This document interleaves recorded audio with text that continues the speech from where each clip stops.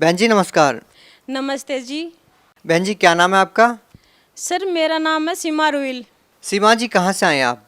Sikar district Rajasthan से आए हूँ। अच्छा, एक बात जानना चाहेंगे आपसे कि संत रामपाल जी महाराज जी से आपने नाम दीक्षा कब ली? सर मैं 2014 में 23 फरवरी को नाम लिया था। संत रामपाल जी महाराज जी से नाम दीक्षा लेने से पहले आप क्या भक्ति साधनाएं करते थे?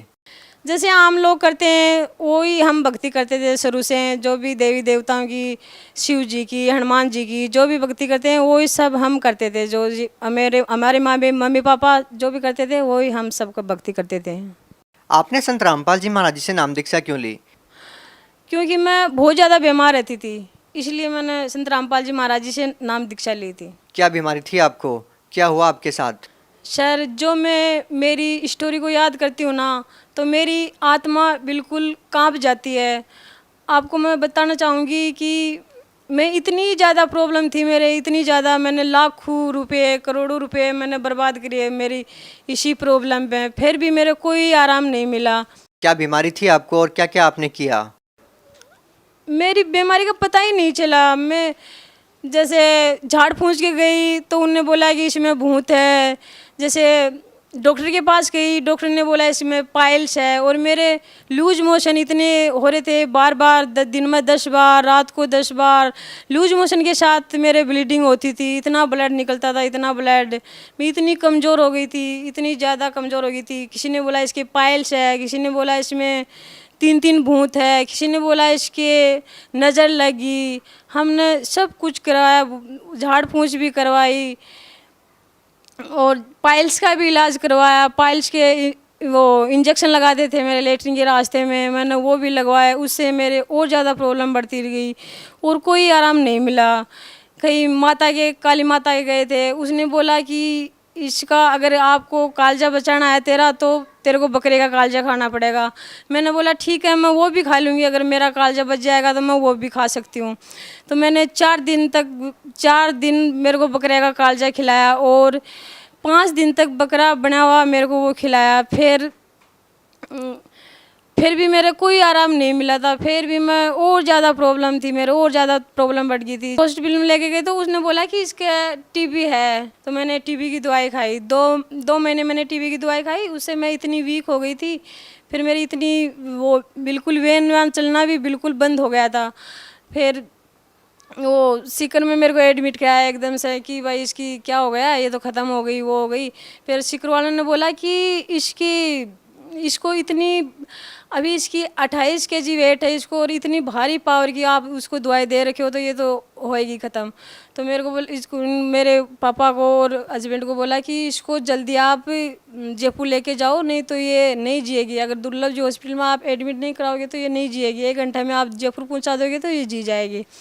फिर मेरे को 1 घंटे में जयपुर पहुंचा दिया था। आईसीयू में लेके गए थे मेरे को। 2-3 दिन बाद में होश आया और ब्लड भी चढ़ा था और मैं वो जांच भी की थी। उस टाइम में वो जांच की थी, उस टाइम में पता चला कि इसके आंत में स्वेलिंग है और वो छाले हैं। तो मेरे को 18 दिन एडमिट किया था। 18 दिन में हमने 1 लाख रुपए वहाँ दुर्लभ जी हॉस्पिटल में बैंक में जमा होते हैं, तो 1 लाख रुपए दुर्लभ जी हॉस्पिटल में बैंक में जमा कराए हमने। 18 दिन बाद में फिर हम घर आए थे छुट्टी लेके। तो रास्ते में एक झाड़ फूस वाला फिर मिल गया कि इसको क्या प्रॉब्लम है। उन्होंने तो बताया मेरे हस्बैंड ने कि भाई इसके ये प्रॉब्लम है। तो वो बोला कि मैं इसको बिल्कुल ठीक कर दूंगा, ये 3 दिन में एकदम से अपना सर उठा के अपने आप चलने लग जाएगी। आपके हस्बैंड क्या करते हैं? मेरा हस्बैंड है आर्मी में। हाँ आर्मी में, वो आर्मी ड्यूटी करते हैं सर। आपको रास्ते में झाड़ फूक वाला मिलता है, जब आप हॉस्पिटल में इलाज करा ही रहे थे तो फिर आपने झाड़ फूक वालों से इलाज क्यों करवाया? वो बोला कि मैं गारंटी लेता हूँ इसको 3 दिन में। ये जैसे मैं उठती नहीं थी, मेरे से सर भी नहीं उठाया जाता था। तो वो बोला कि उसी टाइम उसने एक पानी में कुछ मंत्र के दिया था, मेरे को पानी पिलाया था। उसी टाइम मैंने ऐसे नाड़ी हिलाना ये सब कुछ करने लगी थी। तो मेरे हस्बैंड को भी विश्वास हो गया कि हाँ ये ठीक कर देगा। क्या तांत्रिक ने आपको ठीक कर दिया? नहीं, वो 1 महीना मेरे को 1 महीना एकदम ठीक सी रही थी मैं, कोई प्रॉब्लम नहीं। तो 1 महीने के बाद में वही प्रॉब्लम, फिर लूज मोशन, लेटरिन जाना, ब्लीडिंग। तो हमने 1 लाख रुपए दे के वो दवाई तो फेंक दी थी और फिर हम उस हॉस्पिटल में गए नहीं। और वो बोला कि इसका जो भी भूत थे हमने वो निकाल दिए और जो भी इसकी तो फिर आपने अपना इलाज किसी बड़े हॉस्पिटल में क्यों नहीं करवाया? वो सर पहले हस्बैंड बोल रहे थे कि वो थे ना आर्मी में थे तो थोड़े बहुत पीछे भी थे, तो बोले कि यहीं सिविल में अच्छा इलाज होगा, यहीं करवा लेते हैं। तो फिर लास्ट में किसी ने बताया, उसके साथ के जो आर्मी में ड्यूटी करते हैं उनके साथ वाले थे, उन्होंने बोला कि यार तो आप यहाँ पे क्यों वो लूट रहे हो, आप दिल्ली जाओ, RR हॉस्पिटल दिल्ली में जाओ, वहाँ आपका अच्छे से इलाज होगा और वहाँ से दवाई लो आप। R&R हॉस्पिटल में हम पहुँचे थे 2010 में 1 जनवरी को। तो वहाँ आते ही वो जांच भी नहीं की थी मेरे को, ऐसे कंडीशन देख के, और डॉक्टर ने बोला कि बेटा आप बहुत लेट हो गए हो, आपको ज़िंदगी भर ये दवाई खानी पड़ेगी और आपका ऐसे चलता रहेगा। फिर भी उन्होंने कोशिश की, मेरी इंडोस्कोपी कोलोनोस्कोपी वगैरह की, अभी इंडोस्कोपी की वो कोलोनोस्कोपी की मैं रिपोर्ट भी लेके आई हूँ। और उससे उन्होंने बोला कि वो जब जांच की थी, अंदर पेट में पाइप डाल के जांच की थी, तो उसमें पता चल गया कि उसकी, मेरे को बताया कि पूरी आपकी आंत ख़राब हो चुकी है, आपका इस कोई इलाज नहीं है, आपको ज़िंदगी भर दवाई खाना पड़ेगा, ऐसे ही चलता रहेगा, कभी लेटरिन ज़्यादा कभी कम, ऐसे ब्लीडिंग है। तो फिर मेरे को दवाई देना शुरू कर दिया था, फिर भी मेरे को थोड़ा बहुत आराम था। उसके बाद में फिर मेरे 2011 में फिर कंडीशन वही ज़्यादा होने लगी थी, फीवर आने लगे थे, 10-10 दिन तक फीवर। जैसे एक महीने में मैं 25 दिन हॉस्पिटल में रहती थी और 5 दिन घर पे रहती थी। और फिर मेरे को डॉक्टर ने बोला कि इसको इंजेक्शन लगाएंगे, एक ला के इंजेक्शन लगाते थे मेरे। और 2011 और 12 में मेरे को 19 इंजेक्शन लगाए थे, एक ला के एक इंजेक्शन लगता था मेरा। और ब्लड जैसे 6 पॉइंट ब्लड हो गया, फिर ब्लड चढ़ाना, ब्लड भी मेरा O नेगेटिव है, 21 यूनिट मेरा ब्लड चढ़ गया था 2014 से पहले। और फिर उनसे भी कोई आराम नहीं था, तो फिर डॉक्टरों ने बोला कि इसके आराम नहीं मिल रहा, ऑल इंडिया की टीम बुलाई, 35 डॉक्टर आए थे देखने के लिए। तो उन्हें सुबह से लेकर शाम तक चेक किया मेरे को, तो उन्हें बोला कि जो आप इसको इलाज चल रहा है, जो आप इसको दवाई दे रहे हैं, इम्प्लिक्सी में इंजेक्शन दे रहे हैं एक ला के, अगर उनसे ही कोई आराम नहीं है तो इसके नहीं आराम हो सकता, इसकी ऑपरेशन भी नहीं कर सकते। हम बोले कि इसकी आंत भी हम बाहर नहीं निकाल सकते क्योंकि इसकी एज नहीं है अभी, और आंत दूसरी भी नहीं डल सकती, बगैर आंत के भी ये काम नहीं चला सकती। तो बोला इसको जो इंजेक्शन चल रहे हैं, जो दवाई दे रहे हैं वो बेस्ट है और इससे कोई इलाज नहीं है। तो उसके बाद में मेरे और ज़्यादा कंडीशन ख़राब हो गई थी, फ्यूर बिल्कुल इतना इन्फेक्शन हो गया था पेट में बहुत ज़्यादा, क्यों आंत तो ख़राब थी, बड़ी आंत, पूरी आंत ख़राब हो चुकी थी। फिर बार बार एडमिट रह के मैं इतना सीख गई थी कि मैं खुद दूसरों के इंजेक्शन लगा दिया करती वहाँ पे, लेट महीने में 20-25 दिन एडमिट रहना। और फिर 2013 में टेजीसाइल इंजेक्शन लगाते थे मेरे 10-10 हज़ार के, वो भी उल्टा असर करने, 1 लाख का लगाते वो 20 दिन आराम रहता, उसके बाद में फिर वही दिक्कत है, फिर इतनी ज़्यादा दिक्कत हो गई थी, बहुत ज़्यादा।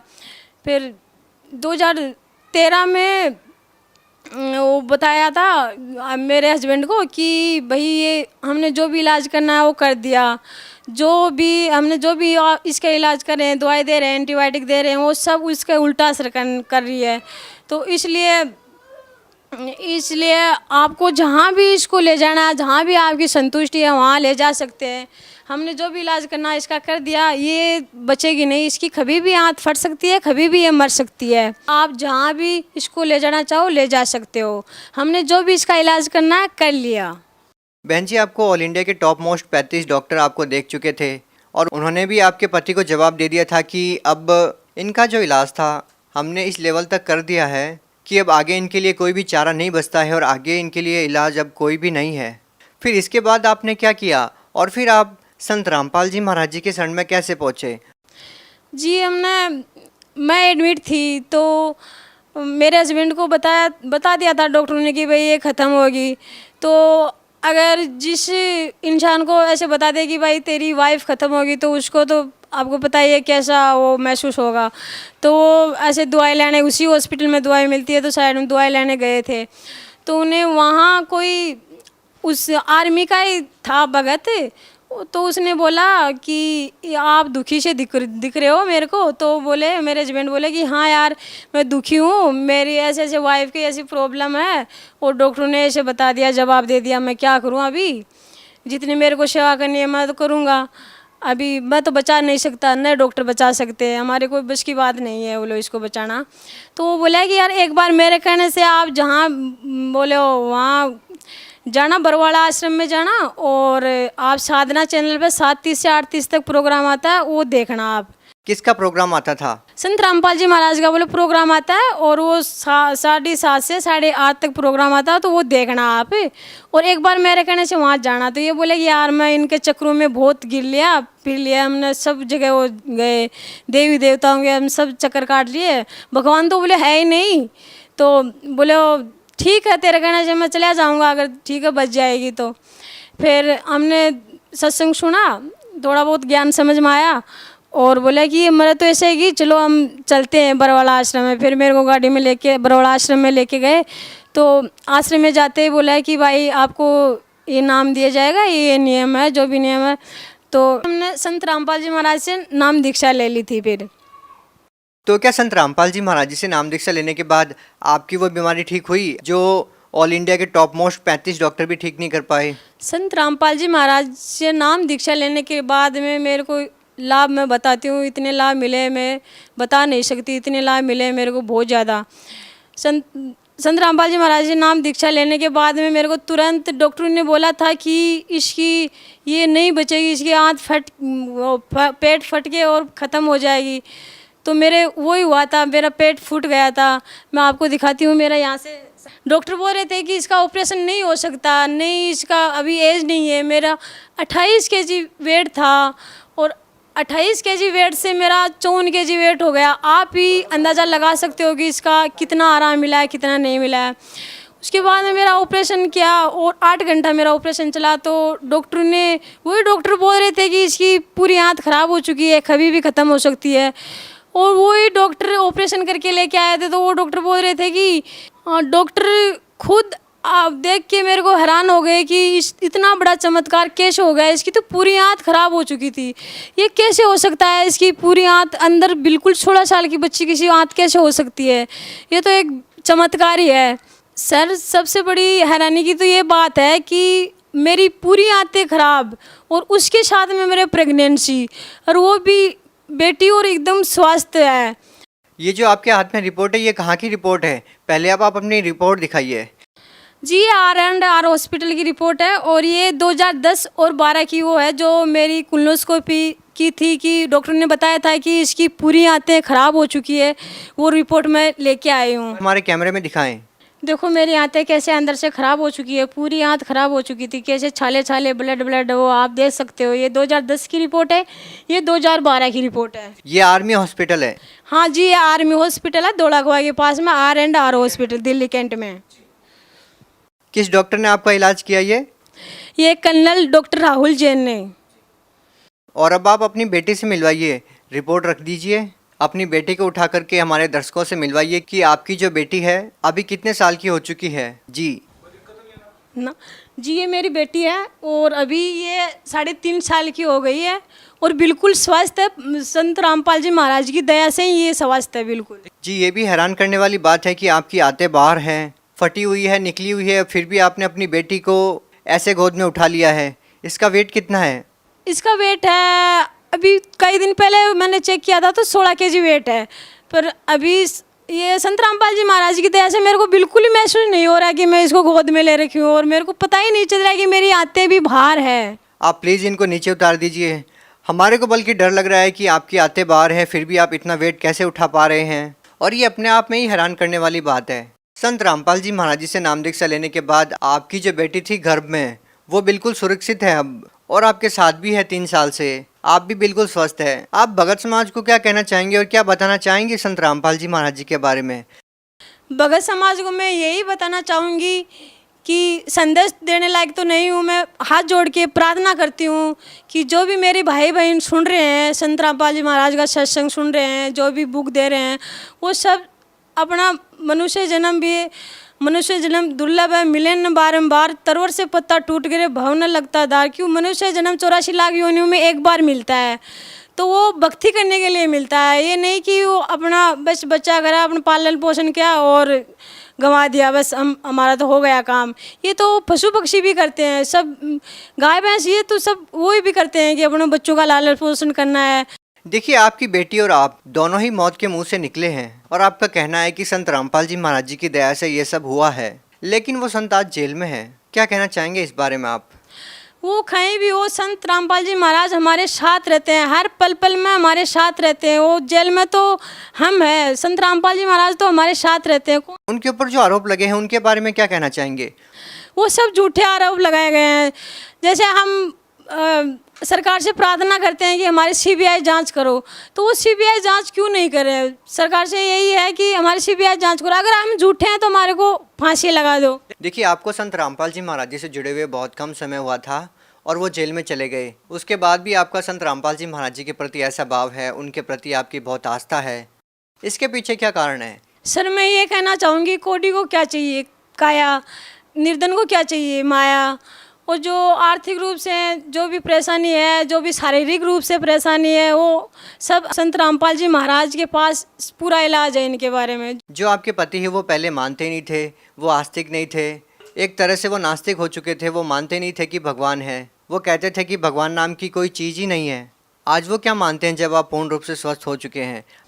वो अभी मेरे से भी ज़्यादा विश्वास है उनको कि ये भगवान है, भगवान है, हर जगह भगवान है, कि मेरे साथ भी भगवान रहते हैं। संत रामपाल जी महाराज एनी टाइम मेरे साथ रहते हैं और वो मेरे से भी ज़्यादा विश्वास है उनका। और क्या कहना चाहेंगे संत रामपाल जी महाराज जी के बारे में? सर मैं तो सबसे यही प्रार्थना करना चाहती हूँ कि संत रामपाल जी महाराज आए हुए हैं, उनसे नाम दीक्षा ले और अपना कल्याण कराएं। जी धन्यवाद। जी सत साहेब।